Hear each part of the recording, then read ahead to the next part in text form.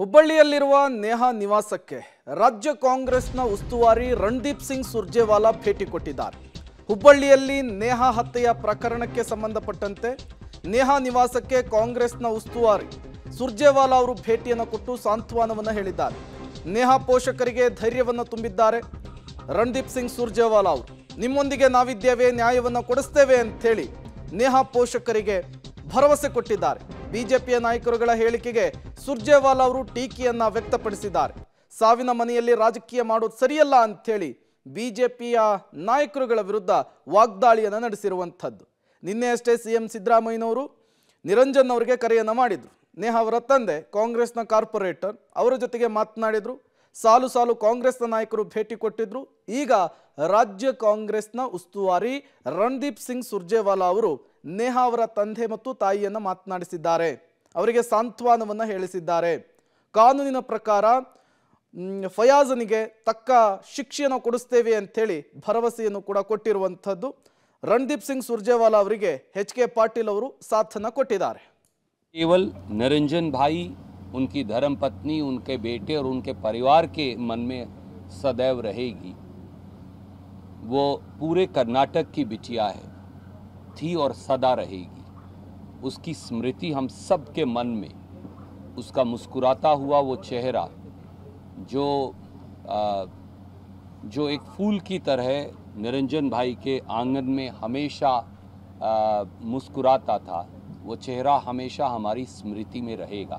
हम लोग यहाँ निरंजन भाई के पास एक परिवार के सदस्य के अधिकार से आए हैं, क्योंकि मैंने इन्हें कहा कि मेरी माँ हमेशा कहा करती हैं कि दुख बांटने से कम होता है और सुख बांटने से बढ़ता है।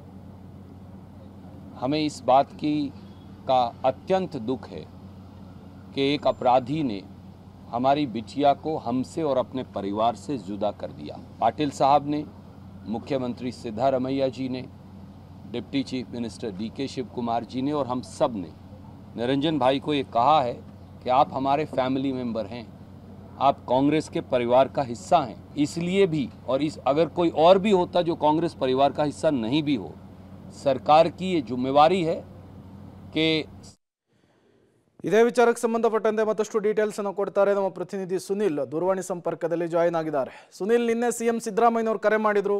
ಅದಾದ್ಮೇಲೆ ಸಾಲು ಸಾಲು ಕಾಂಗ್ರೆಸ್ ನಾಯಕರ ಭೇಟಿ. ಈಗ ರಾಜ್ಯ ಕಾಂಗ್ರೆಸ್ನ ಉಸ್ತುವಾರಿ ರಣದೀಪ್ ಸಿಂಗ್ ಸುರ್ಜೇವಾಲಾ ಕೂಡ ಭೇಟಿ ಕೊಟ್ಟಿರುವಂತದ್ದು. ಏನೆಲ್ಲ ಆಯ್ತು ಇವತ್ತು ಬೆಳವಣಿಗೆ ಅಂತ? ನಿಜಕ್ಕೂ ಕಾಂಗ್ರೆಸ್ನ ಈ ನಡೆ ಈಗ ಎಲ್ಲರಿಗೂ ಕುತೂಹಲ ಮೂಡಿಸಿರುವಂತದ್ದು.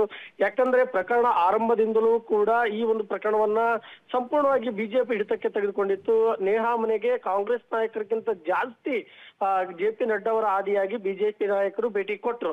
ಸೊ ಇದಾದ ಬೆನ್ನಲ್ಲೇ ಕೆಲವೊಂದಿಷ್ಟು ನಾಯಕರ ಒಂದು ಹೇಳಿಕೆಗಳು ಜನರಿಗೆ ಸಾಕಷ್ಟು ನೋವನ್ನ ಮಾಡಿದ್ರು. ಸ್ವತಃ ನಿರಂಜನ್ ಅವರೇ ಈ ಬಗ್ಗೆ ತಮ್ಮ ಕಾಂಗ್ರೆಸ್ ನಾಯಕರ ವಿರುದ್ಧವೇ ಹರಿಹಾಯ್ದ್ರು. ಸೊ ಈ ಎಲ್ಲಾ ಪ್ರಕರಣವನ್ನ ಗಮನಿಸಿದಂತಹ ಸಿಎಂ ನಿನ್ನೆ ಮಾತನಾಡಿ ಕ್ಷಮೆಯನ್ನ ಕೂಡ ಕೇಳಿದ್ದಾರೆ.